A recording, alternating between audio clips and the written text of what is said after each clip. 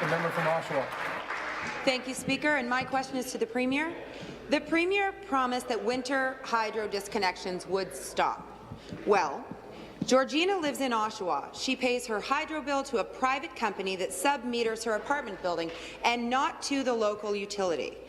This private company is regulated by the OEB, but they are not being told to stop disconnections, so Georgina has had her power cut off. What is the Premier going to do to get Georgina's power back on? Thank you. Minister of Energy.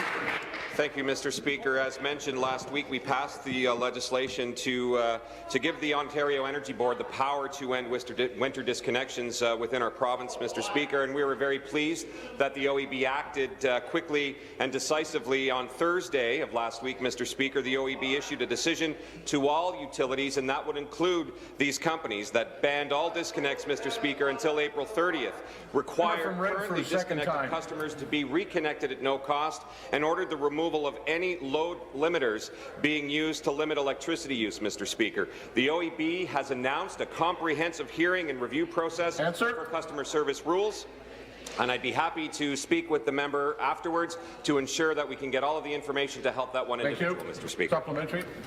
Thank you, Speaker. It would seem that the minister is also disconnected, but I'm more concerned about Georgina right now. Speaker, it turns out that there is a loophole in the Premier's promise that people won't have their power cut off during the winter.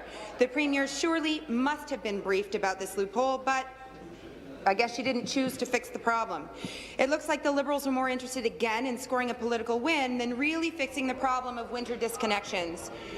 Speaker, when did the Premier learn about this loophole, and what is she going to do to close it? Thank you, Minister. Again, Mr. Speaker, the OEB has acted quickly on this and in making sure all local utilities will actually stop winter disconnects, Mr. Speaker. It happened last Thursday. We're making sure that everyone, Mr. Speaker, is going to be reconnected as soon as possible. The important thing, Mr. Speaker, is, we acted on this. We started talking about this in June, and now, Mr. Speaker, we're very pleased to see this happening. And we're going to ensure, Mr. Speaker, that we continue to find ways to help all ratepayers right across the province, Mr. Speaker. We're going to come forward with a real action plan, Mr. Speaker, one that's not based off of ideology and not on ideas, Mr. Speaker. We have really good ideas that we're bringing forward, Mr. Speaker.